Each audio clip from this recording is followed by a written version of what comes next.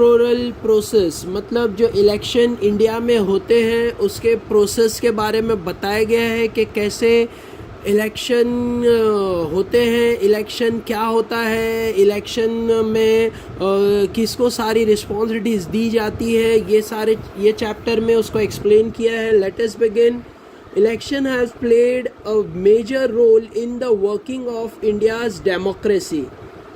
Election बहुत important role play करते हैं इंडियाज़ डेमोक्रेसी के लिए, क्योंकि इंडिया एक डेमोक्रेटिक कंट्री है।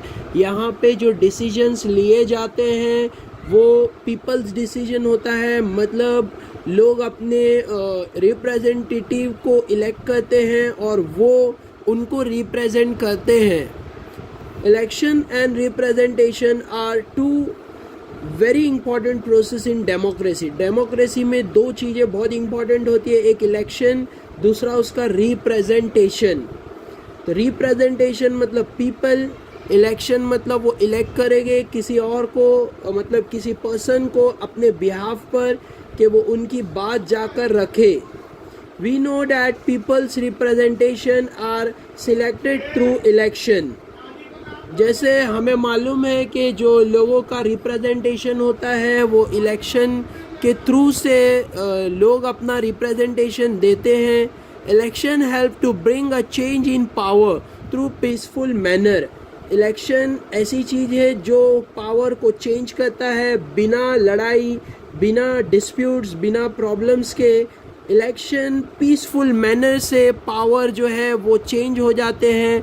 जैसे फॉर एग्जांपल पहले के टाइम में जो दो किंग होते थे और दो किंग को फाइट करना होता था, फिर जाके जो किंग जीत जाता था वो पावर में आता था। बट इलेक्शन आने से ये हो गया कि अब हमें डिस्प्यूट या फाइट का ज़रूरत नहीं है, हम पीसफुल मैनर से पावर जो है वो चेंज कर सकते हैं। जैसे अगर प्राइम मिनिस्टर को चेंज करना है तो इलेक्शंस हो गए, इलेक्शन होने के बाद जो पार्टी को ज़्यादा वोट मिलेंगे उसका प्राइम मिनिस्टर जो है, उसका मिनिस्टर जो है वो पावर में आएगा एज अ प्राइम मिनिस्टर और वो इंडिया को या कंट्री को रूल करेगा। तो ऐसे इलेक्शन हेल्प करता है, पीसफुल मैनर से पावर जो है वो शिफ्ट हो जाता है, पावर जो है वो चेंज हो जाता है, प्राइम मिनिस्टर चेंज हो जाते हैं, ऐसे इसको बोला है। Different political parties get opportunities to rule, और अलग अलग पॉलिटिकल पार्टीज़ को चांस मिलता है रूल करने के लिए। जैसे अगर कोई प्राइम मिनिस्टर मेजॉरिटी वोट नहीं ला पाया तो अब दूसरे प्राइम मिनिस्टर को चांस मिलेगा कि वो अब कंट्री को हैंडल करे, उसको कंट्रोल करे। तो ऐसे डिफरेंट पॉलिटिकल पार्टीज़ को एक चांस, एक अपॉर्चुनिटी मिलता है। Policies of government and life of society are changes. बहुत सारी जो है पॉलिसीज़, जो रूल्स और रेगुलेशन है वो चेंज हो रहे हैं सोसाइटी में। We expect that the representation we elect should be efficient. हम ये सोचते हैं कि हमारा जो रिप्रेजेंटेटिव जो इलेक्ट हो बहुत एफिशिएंट हो, हॉनेस्ट हो, ट्रस्टवर्दी हो, मतलब भरोसे वाला होना चाहिए। That they should respect the opinion of the people, और वो ऐसा होना चाहिए कि वो लोगों के ओपिनियन को रिस्पेक्ट करे, मतलब उनकी जो व्यूज़ है उनको मालूम करे और उसको पूरा करे। The electoral process should also be free, fair and reliable. और जो इलेक्शन होते हैं उसका जो प्रोसेस होगा वो भी फ्री होना चाहिए, फेयर होना चाहिए, जस्ट होना चाहिए और रिलायबल मतलब भरोसेमंद होना चाहिए। To ensure that the constitution of India has made provision for an independent election commission, और ये देखा जाएगा कि ये प्रोसेस को जो हैंडल करेगा वो जो है इलेक्शन कमीशन होता है। इलेक्शन कमीशन जो होगा वो भी जो है इंडिपेंडेंट होना चाहिए, किसी के दबाव में नहीं हो। तो जो इलेक्शन कंडक्ट करता है उसको बोलते हैं election commission. To administer the election process in India, तो इलेक्शन कमीशन जो है वो इंडिपेंडेंट होना चाहिए, जो मैनेज करता है election process in India, election का प्रोसेस जो मैनेज करता है इंडिया में। तो आई होप यू गॉट दिस। इसमें हमें ये पैराग्राफ में हमें कुछ इम्पॉर्टेंट चीज़ें बताई गई है। नंबर 1, इंडियन डेमोक्रेसी को मेंटेन करने के लिए इलेक्शन बहुत ज़रूरी है। इलेक्शन हो गए तो लोग अपनी बात रख सकेंगे, तो डेमोक्रेसी होगी।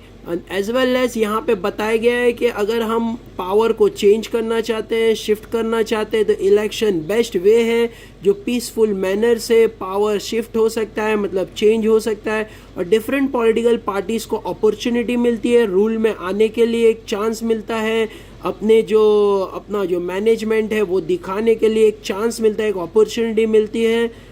नेक्स्ट उसके बाद में हमने यहाँ पे स्टडी किया कि जो भी गवर्नमेंट अगर आएगी, जीतेगी, वो कैसी होना चाहिए, इसके बारे में बताया गया है कि वो एफिशिएंट होना चाहिए, हॉनेस्ट होना चाहिए, ट्रस्टवर्दी, भरोसे वाली होनी चाहिए, सच्ची गवर्नमेंट होनी चाहिए, एज वेल एज एफिशिएंट होनी चाहिए विथ नो वेस्टेज, मतलब जो वेस्टेज को रोके, मतलब वेस्टेज को कम करे और रिसोर्सेस का प्रॉपर यूज़ करे, मीन्स एफिशिएंट हो।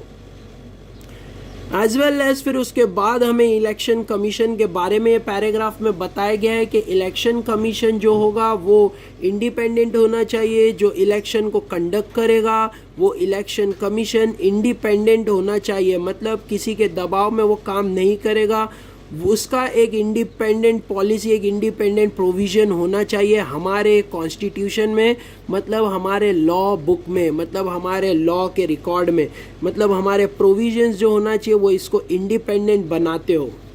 तो आई होप यू गेटिंग इट। तो ये एक चैप्टर का इंट्रोडक्शन था। Late us go further. अभी हमें यहाँ पे इलेक्शन कमीशन के बारे में डिस्क्रिप्शन में दिया गया है। The election commission of India and the state level state election commission conduct all the important election in our country। हमारे कंट्री में जो भी इलेक्शन होते हैं वो दो लोग मैनेज करते हैं, दो कमिटी मैनेज करते हैं, एक इलेक्शन कमीशन ऑफ इंडिया मतलब सेंट्रल बेस पे, वैसे ही स्टेट लेवल पे जो इलेक्शन कमीशन होता है वो, तो स्टेट लेवल पे इलेक्शन कमीशन और as well as central level पे इलेक्शन कमीशन, ये दो जो है मैनेज करते हैं इलेक्शन को इंडिया के अंदर। The entire process of election from declaring the date of election to the declaration of the result is carried out under the direction and control of election commission. Entire process, सारी चीज़ें जो भी election में चीज़ें decide की जाती है, declaring the date के कब होगा election, as well as result कब डिक्लेयर होंगे, carried out through the direction and control of election commission, ये सब इलेक्शन कमीशन के कंट्रोल में होता है। Let us go further. अब हम इलेक्शन कमीशन के बारे में यहाँ पे और डीप स्टडी करेंगे। In India the election commission is central to the process of election. India के अंदर जो इलेक्शन कमीशन होता है वो सेंट्रल प्रोसेस है, सेंट्रल मतलब होल इंडिया के बेस पे होता है, to the process of election. Article 324 of Indian constitution, अगर हम इंडिया का कॉन्स्टिट्यूशन देखेंगे, मतलब इंडिया का लॉ बुक जिसको इंडिया फॉलो करती है उसको देखेंगे, तो 324 आर्टिकल पे has establish N autonomous body, एक ऑटोनॉमस बॉडी बनाई गई है। ऑटोनॉमस मतलब जो इलेक्शन को कंडक्ट करेगी, ऐसी बॉडी बनाई गई है, autonomous body which consist of one chief election commissioner and 2 other commissioner, जिसके अंदर एक चीफ इलेक्शन कमिश्नर होगा as well as 2 other commissioner, मतलब 3 लोगों की एक कमेटी होती है, 3 लोगों को मिलाकर इलेक्शन कमीशन फॉर्म होता है और उसके अंडर में बाकी के लोग होंगे। तो इलेक्शन कमीशन इंडिया का के बारे में दिया हुआ है आर्टिकल 324 पे। लेट अस सी कुछ इंफॉर्मेशन, मतलब कुछ यहाँ पे हम देख सकते हैं knowledge base. Sukumar Sen was the first chief election commissioner after independence in 1921। जब इंडिया 1921 इंडिया में जो पहला इलेक्शन कमिश्नर बना है वो कौन है इंडियन, वो है सुकुमार सेन। इंडिया का जो इलेक्शन कमिश्नर, जो इलेक्शन कमीशन का कमिश्नर जो बना है फर्स्ट वो है इन 1921 में सुकुमार सेन। ये इंफॉर्मेशन बेस्ड है। Sen was selected for Indian civil service under the British rule. ये जो है ब्रिटिश रूल में ही इन्हें जो है कमिश्नर का पोस्ट मिल चुका था, बट आफ्टर आज़ादी he was given the charge of the commissioner after the election commission was establish in 1950। But 1950 के बाद भी इंडिया जब आज़ाद हुआ तो इन्हीं को सबसे पहले चांस दिया गया कि वो इलेक्शन कमिश्नर बने और वो इलेक्शन हेल्ड करे। Mister Sen efficiently handle the responsibility of election commission in extremely adverse condition. तो एकदम जब कंडीशन नया नया कंट्री आज़ाद हुआ था, कंडीशन बहुत एडवर्स थे, मतलब बैड कंडीशन थे, तो वो टाइम पे भी इन्होंने अच्छे से जो है मिस्टर सुकुमार सेन ने अच्छे से जो है मैनेज किया, हैंडल किया अपनी रिस्पॉन्सिबिलिटी को, इलेक्शन कमीशन को अच्छे से हैंडल किया है। तो ऐसे इनका रोल यहाँ पे बताया गया है। ये फर्स्ट इलेक्शन कमिश्नर है इंडिया के, सुकुमार सेन। 1950 को इनको अपॉइंट किया गया, as well as British government के टाइम में 1921 में इन्हें अपॉइंट किया गया था as a election commissioner. I hope you understood this information. तो डू यू नो के बेस पे है। और एक यहाँ पे इंफॉर्मेशन दिया गया है, do you know what is representation. Representation क्या होता है यहाँ पे बताया गया है। रिप्रेजेंटेशन, क्योंकि डेमोक्रेसी में पीपल रिप्रेजेंटेशन होता है, तो रिप्रेजेंटेशन क्या होता है वो हमें यहाँ पे समझाया गया है। I will explain you. Representation क्या होता है, जैसे फॉर एग्जांपल बहुत सारे लोग हैं, जैसे फॉर एग्जांपल हम छोटा एक अमाउंट ले रहे हैं, बहुत सारे लोग, रिप्रेजेंटेशन क्या होता है उसके बारे में। तो जैसे यहाँ पे बहुत सारे पीपल्स हैं, ये किसी एक बंदे को अपॉइंट करेंगे, तो ये जो है इनको रिप्रेजेंट करेगा इनको। तो ये एक बंदा ये सारे बंदों को रिप्रेजेंट करेगा, तो इसको ही रिप्रेजेंट मतलब पीपल्स रिप्रेजेंटेशन बोलेंगे, पीपल्स रिप्रेजेंटेशन। पीपल्स रिप्रेजेंटेशन मतलब ये लोग इसको वोट देंगे और इसको जिता देंगे। अब ये जो है इनकी बात सोसाइटी या गवर्नमेंट के सामने लेकर जाएगा और जो है इनकी प्रॉब्लम्स को सॉल्व करेगा। तो ये जो है ये सारों को रिप्रेजेंट कर रहा है, इसी को ही पीपल रिप्रेजेंटेशन बोलते हैं। यही डेमोक्रेसी है, यही डेमोक्रेसी है। जैसे ये लोग अपने खुशी से इसको अपॉइंट करेंगे, अगर ये इनका काम नहीं करता है तो नेक्स्ट टाइम से ये लोग किसी और को अपने लिए रिप्रेजेंटेटिव बनाएंगे और उसको जो है जिताकर उसको जो है आगे भेजेंगे अपनी बात लेकर। सारे लोग एट अ टाइम अपनी बात सिंगल में नहीं ले जा सकते हैं, तो एक जो सिमिलर व्यू में जो होता है, जैसे इन सारे लोगों का जो व्यू है, ओपिनियन है, वो सिमिलर है, तो वो ये बंदे को अपॉइंट करेंगे और अपना बात लेकर इसको आगे जो है भेजा जाएगा एज ए रिप्रेजेंटेटिव। इसी को रिप्रेजेंटेशन बोलते हैं। तो ये बंदा मतलब ये पर्सन ये सारे लोगों को रिप्रेजेंट कर रहा है। ऐसे अगर ये लोग, जैसे इसमें से कुछ लोग जो है वो इनकी बात से सहमत नहीं है, तो ये दूसरे को अपना रिप्रेजेंटेटिव बनाएंगे।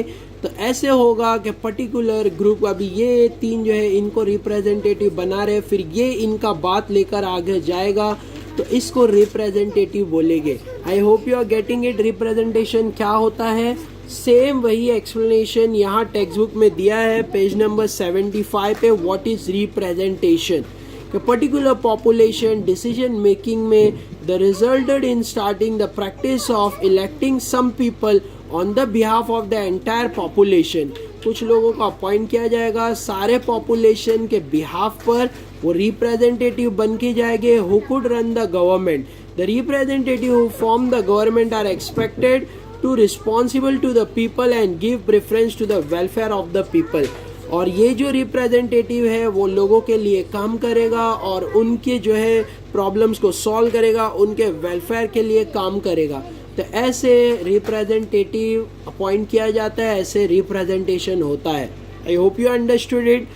सेम वही बेस पे इलेक्शंस होते हैं, लोग अपने जो है नेता को अपॉइंट करते हैं और वो आगे जाकर उनके लिए काम करता है। अगर वो काम नहीं करता है तो लोग आगे से उसे वोट नहीं देंगे और वो सत्ता से बाहर हो जाएगा, गवर्नमेंट से। Let us go on next page. The president appoint the election commissioner. जो इलेक्शन कमीशन का जो कमिश्नर होते हैं उन्हें प्रेसिडेंट अपॉइंट करते हैं। मतलब इंडिया का जो प्रेसिडेंट होगा, जैसे प्रेजेंट प्रेसिडेंट है हमारे मिस्टर कोविंद, तो वो अपॉइंट करेंगे जो कमिश्नर को, इलेक्शन कमिश्नर को। The chief election commissioner cannot be removed from his post easily। जो election commissioner cannot be removed, जो भी इलेक्शन कमिश्नर अपॉइंट किए जाएंगे वो निकाले नहीं जा सकते हैं फ्रॉम हिज पोस्ट ईजली और on account of any political reason. Political reason के बेस पे उन्हें जॉब से नहीं निकाला जा सकता। और ये भी बहुत ज़रूरी है, this is necessary so as to preserve the independence of election commission. तो इलेक्शन कमीशन इंडिपेंडेंट हो, इसके लिए कमिश्नर पे कोई भी ऐसा बर्डन नहीं है कि कोई उन्हें सीट से हटा सकता है, या कोई उन्हें अगर बहुत बड़ी प्रॉब्लम की है तो ही वो भी कोर्ट के थ्रू से होगा। डायरेक्टली कोई पॉलिटिकल रीज़न पे उन्हें निकाला नहीं जा सकता। There is a separate provision made for expense of election commission. और जो उसका खर्च होता है, इलेक्शन कमीशन जो पैसा खर्च करते हैं उसका एक सेपरेट प्रोविज़न बनाया गया है, मतलब सेपरेट रूल्स बनाए गए हैं। The election commission does not have a separate staff. इनका कोई सेपरेट स्टाफ नहीं होता है। Government officers, teachers and other employees help the election commission to execute the process of election. Teachers होते हैं, गवर्नमेंट ऑफिसर्स होते हैं, ये सब मिलके इनकी मदद करते हैं इलेक्शन के टाइम पे to execute the process of election, के इलेक्शन स्मूथली हो जाए। अब हम आगे के आंसर में देख सकते हैं यहाँ पे functions of election commission. Election commission के क्या क्या फंक्शन होते हैं वो दिया है। Number 1, preparing the voter list. ये लोग वोटर की लिस्ट बनाते हैं। जैसे हम देखते हैं कि जब इलेक्शन स्टार्ट होते हैं तो हमें एक वोटर लिस्ट हर जगह जो है काउंटर लगाया जाता है रोड साइड पे, और वहाँ पे जाके हम अपना वोटर लिस्ट में अपना नाम चेक करते हैं। तो जो लोग जिनका एज जो है अबाव 18 हो गया है, years of age, has a right to vote, उनको राइट टू वोट है, वो वोट दे सकते हैं। Must have their name in voter list, और उनका नाम जो है वोटर लिस्ट में उन्हें डलवाना चाहिए, क्योंकि वो अबाव 18 है तो वो आप वोट दे सकते हैं। It is the responsibility of election commission to prepare the list, और इसका लिस्ट बनाने का जिम्मेदारी जो है वो गवर्नमेंट का नहीं है, इलेक्शन कमीशन का है। जो इलेक्शन हेल्ड करेंगे ये उनका रिस्पॉन्सिबिलिटी है कि वो वोटर लिस्ट बनाए, मतलब वोटर्स के नाम जो है, न्यू वोटर्स के नाम जो है ऐड करे, जो अभी अभी रिसेंटली अबाव 18 गए हैं सबके नाम ऐड करना ये इनकी रिस्पॉन्सिबिलिटी है। I hope you understood it, preparing the voter list. दूसरा फंक्शन क्या है वो देखते हैं। Decide the time table and the programme of election, कि कब इलेक्शन हेल्ड करना है उसका टाइम टेबल बनाएंगे। कौन से स्टेट में, मतलब एवरी स्टेट में इलेक्शन हो गए तो अलग अलग टाइम पे अलग अलग स्टेट में इलेक्शन किए जाएंगे, तो उसके बारे में भी इलेक्शन कमीशन डिसाइड करता है।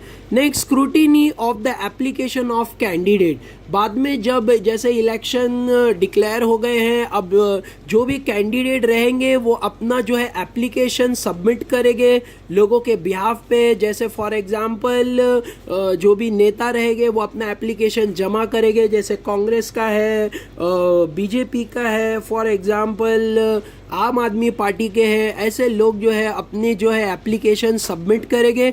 उसको स्क्रूटिनी मतलब उसको डबल चेकिंग, मतलब उसको चेक किया जाएगा, क्रॉस चेक किया जाएगा।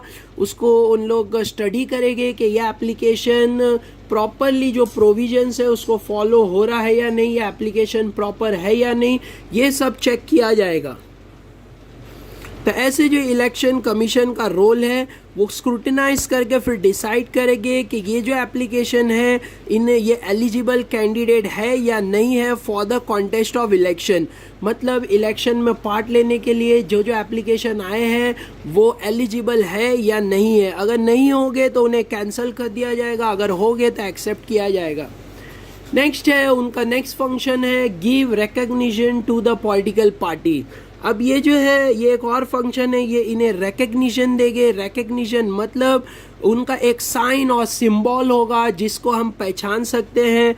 वैसी जो पहचान है, रिकग्निशन पहचान होती है, वो दी जाएगी कि जैसे फॉर एग्जांपल बीजेपी के लिए कमल होता है, कांग्रेस के लिए पंजा होता है, मतलब पाम होता है, तो ऐसे एक रिकग्निशन साइन दी जाएगी। क्योंकि एक कंट्री में बहुत सारी पार्टीज़ होती है, तो अलग अलग पार्टीज़ को अलग अलग रिकग्निशन मतलब उनके साइन और सिंबल के थ्रू से दी जाएगी ऐसे। नेक्स्ट फिफ्थ फंक्शन है to resolve any dispute relating to election. अगर कोई झगड़ा या प्रॉब्लम्स क्रिएट हो रही है इलेक्शन में, तो उसको सॉल्व करने की रिस्पॉन्सिबिलिटी भी इलेक्शन कमीशन को दी जाती है। तो election commission has a responsibility to resolve any dispute that may arise regarding the election according to declare any candidate and disqualified of conduct re election in a particular constituency. मतलब अगर किसी candidate को disqualify करना है तो ये power election commission के पास है। अगर इलेक्शन जो है वो री इलेक्शन करवाना है, फिर से इलेक्शन करवाना है, तो ये भी पावर जो है इलेक्शन कमीशन के पास होता है कि वो कॉन्स्टिट्यूंसी में मतलब जो भी पर्टिकुलर कॉन्स्टिट्यूंसी का इलेक्शन है, जैसे स्टेट का है, पूरे इंडिया का है, तो वहाँ पे फिर से इलेक्शन ये करवा सकते हैं। इलेक्शन कमीशन के पास ये पावर है। व्हाट विल यू डू मतलब जैसे for example voting is a duty as well as responsibility. मतलब ऐसे हमें क्वेश्चन किया है कि वोटिंग हमारी ड्यूटी है और रिस्पॉन्सिबिलिटी है, ऐसे एक इंफॉर्मेशन दिया गया है। नेक्स्ट देखते हैं, यहाँ पे इमेज दिया हुआ और कुछ स्टूडेंट डिस्कस कर रहे हैं। Government has to observe the code of conduct and declare by the election commission. जो भी गवर्नमेंट इलेक्ट होकर आएगी, मतलब जो गवर्नमेंट जीतेगी, उसे जो है इलेक्शन कमीशन के कोड ऑफ कंडक्ट फॉलो करने होंगे।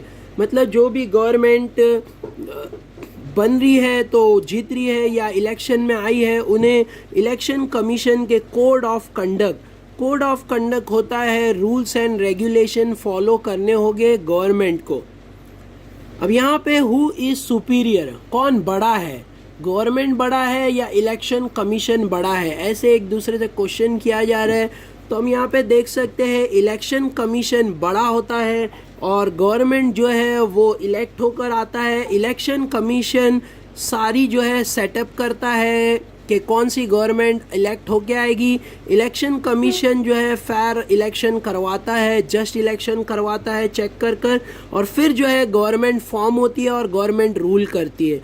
तो गवर्नमेंट से पहले इलेक्शन कमीशन है, इलेक्शन कमीशन के बाद गवर्नमेंट फॉर्म होगी ऐसे। Late us go further. यहाँ पे एक इंफॉर्मेशन दी है, यहाँ पे हम एक फ़ोटो देख सकते हैं। इंफॉर्मेशन बेस पे श्याम शरण Negi from Himachal Pradesh was the first voter. ये इंडिया के फर्स्ट वोटर है ऑफ इंडिया। तो ये हम अच्छे से नाम याद रखें क्योंकि ये ब्लैंक्स में आता है कि इंडिया का फर्स्ट वोटर कौन है। श्याम शरण नेगी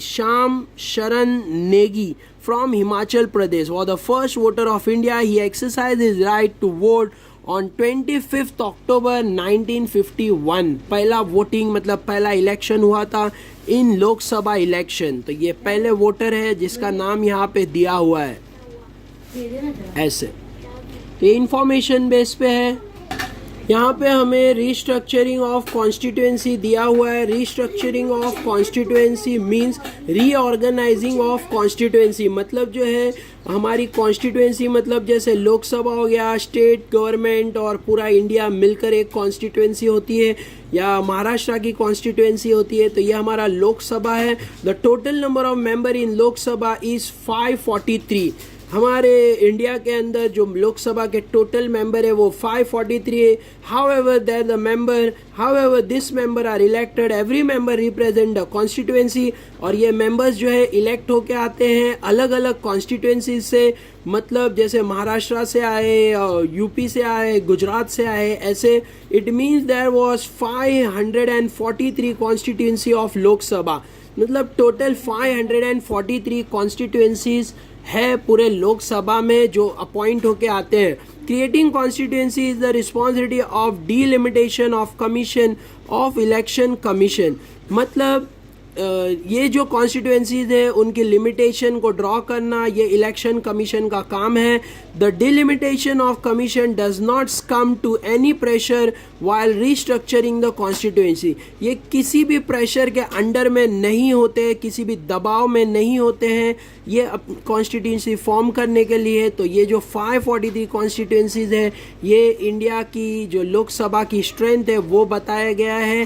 तो यहाँ पे नेक्स्ट है what is code of conduct. हमने जैसे पहले पढ़ा था कि कोड ऑफ कंडक्ट क्या होता है. Code of conduct means rules और regulation that to ensure the free and fair election in India the election commission adopted several measures. तो बहुत सारे मेजर्स लिए गए हैं, इसी मेजर्स को कोड ऑफ कंडक्ट बोला है. The code of conduct is one of the major adopted by election commission. तो ये इलेक्शन कमीशन ने मेजर्स अडॉप्ट किए गए हैं क्योंकि फ्री और फेयर इलेक्शन हो. इसी को ही जो मेजर्स है उनको ही कोड ऑफ कंडक्ट बोला है. द लास्ट फ्यू डिकेड्स मतलब बहुत लास्ट फ्यू डिकेड्स मतलब दसियों सालों से the commission election commission has use his power control malpractice during election. इन्हें बहुत सारे जो कंट्रोल किए, जो मेल प्रैक्टिस होती है, जो बैड प्रैक्टिस होती है इलेक्शन के टाइम पे उन्हें कंट्रोल करने के लिए कोड ऑफ कंडक्ट फॉलो किए जाते हैं. The code of conduct explain, देखो यहाँ से मेन है the code of conduct explain the rules that are to be followed by the government, political parties and the voters before election and during the election.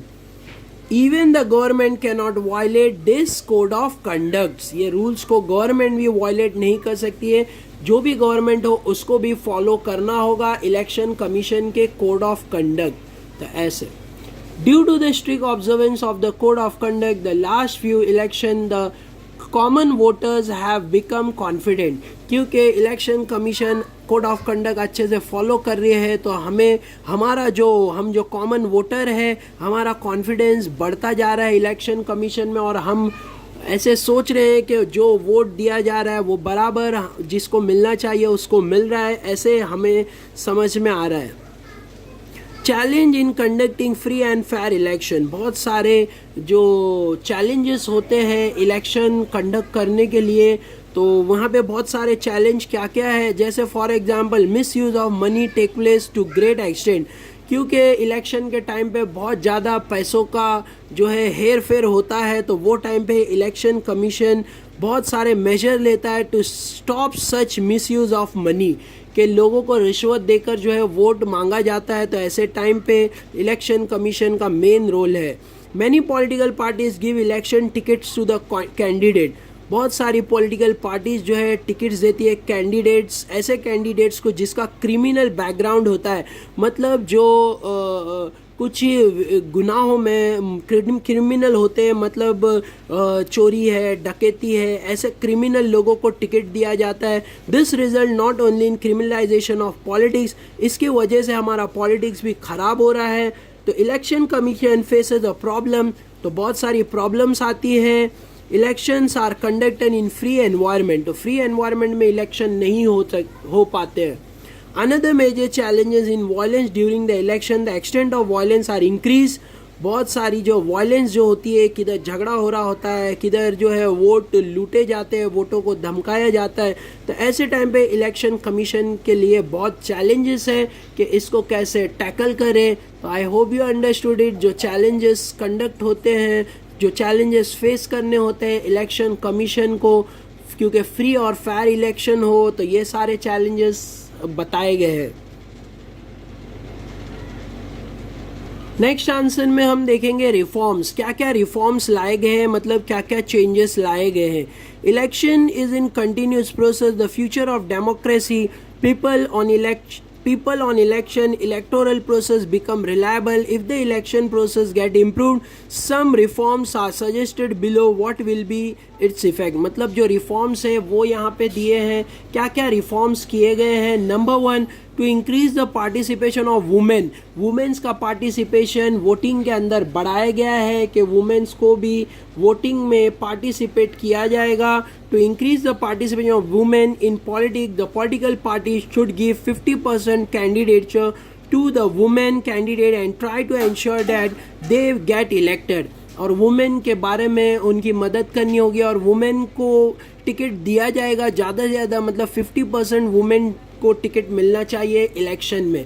Political party should not give candidature to the candidate having a criminal background. Political parties को जो है वो ticket जो है criminal लोगों को नहीं देना चाहिए, जैसे कांग्रेस है, बीजेपी है. अगर ये क्रिमिनल लोगों को टिकट देंगे तो क्रिमिनल लोग जो है पॉलिटिक्स में आ जाएंगे और इससे खतरा हो सकता है सोसाइटी को. तो they should strictly follow the decision given by the court in the respect. तो कोर्ट को फॉलो करना चाहिए. जो क्रिमिनल्स हो गए उन्हें टिकट नहीं मिलना चाहिए.